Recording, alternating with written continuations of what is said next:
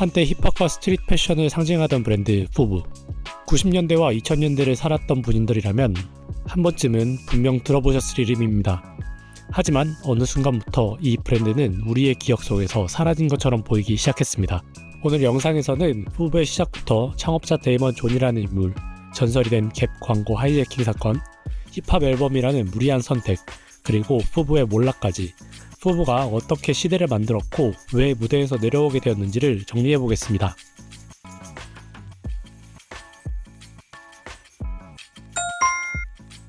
푸브는 데이먼 존, 칼튼 브라운, 제이 알렉산더 마틴, 키스 페린스 총 4명의 흑인 창업자가 함께 시작한 브랜드입니다.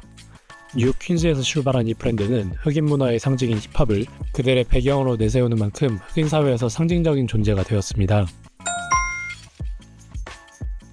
창업자 중 대외적으로 가장 앞에 섰고 사실상 푸브의 얼굴이 된 인물은 데이먼 존입니다.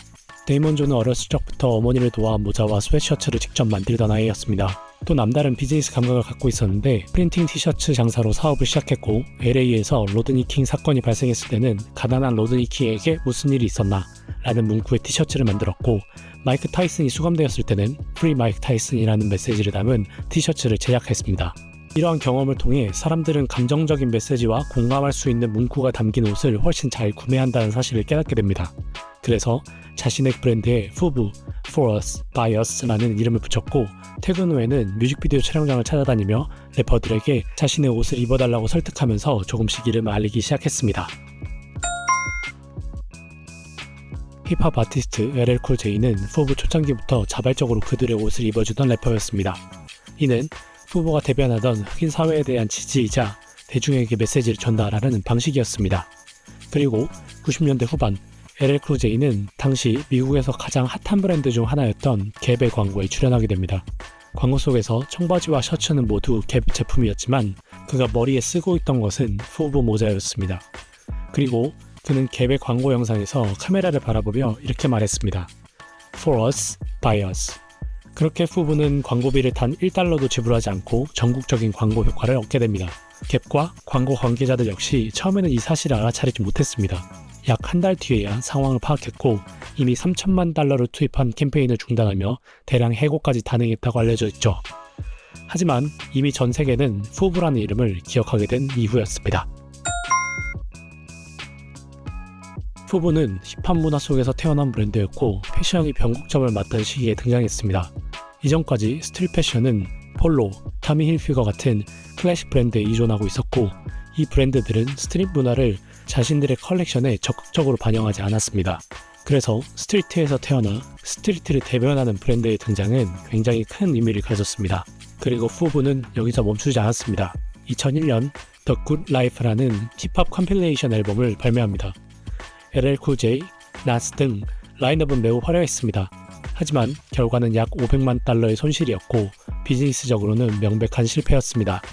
이 선택이 미국 시장에서 푸브가 철수하게 된 계기 중 하나로 평가받기도 합니다. 그럼에도 이 결정은 푸브를 이해하는 데 있어 매우 중요합니다. 푸브는 스스로를 단순한 옷 브랜드라고 생각하지 않았습니다. 힙합 문화 전체를 일부라고 인식했습니다. 결과적으로 무리한 선택이었지만 그만큼 푸브다운 결정이기도 했습니다. 2003년 이후 푸브는 미국 시장에서 점점 자취를 감추게 됩니다. 가장 큰 실패 요인은 과잉 생산이었습니다. 재고는 쌓였고 제품은 할인 매대로 내려갔으며 브랜드 가치는 빠르게 훼손되었습니다. 또한 푸브가 열어놓은 문을 통해 새로운 스트리트 브랜드들이 등장했고 이들은 곧 푸브의 경쟁자가 됩니다. 성공이 낳은 부작용이었죠. 푸브의 전성기는 그렇게 막을 내리게 됩니다. 하지만 이후 미국에서는 철수했지만 유럽과 아시아 시장에서 꾸준하게 성과를 올렸고 2000년대 후반 전세계 매출은 2억 달러 수준에 이르렀습니다. 푸브는 한국, 일본 등에서도 많은 사랑을 받았습니다. 처음 한국으로 진출할 때 제일모직에게 제시한 조건은 36개월 안에 500만 달러, 당시 환율로는 약 60억 원의 매출 달성. 1999년 IMF 충격 여파에서 아직 허덕이고 있던 한국 시장에서 결코 쉬운 조건은 아니었습니다. 하지만 결과는 1년도 채 되지 않아 목표를 달성했고 10년 누적 매출이 5천억 원이 넘었을 정도로 크게 성장했습니다. 하지만 이후 국내에서는 힙합보다는 스키니한 실루엣의 스타일이 유행하기 시작하면서 매출 감소와 수익성 악화로 어려움을 겪게 됩니다. 빅뱅의 탑을 모델로 내세우는 등 많은 노력을 기울였지만 결국 2013년 제일모직은 패션 사업 구조조정의 일환으로 푸부 사업에서 완전히 철수합니다.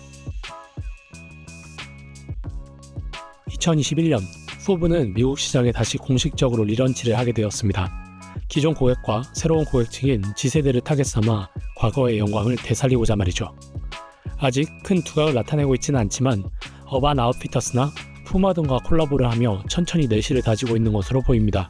하지만 그들의 성공 여부보다 중요한 것은 푸부가 남긴 유산일 겁니다. 그들은 새로운 길을 만들었고 패션업계에 기회를 얻지 못하던 사람들에게 기회를 제공했습니다. 그것만으로도 푸부는 패션 역사에서 분명한 한 획을 그은 브랜드라고 평가할 수 있습니다. 여러분은 푸부에 대해 어떤 기억을 갖고 계신가요? 댓글로 여러분들의 기억을 공유해주세요. 감사합니다.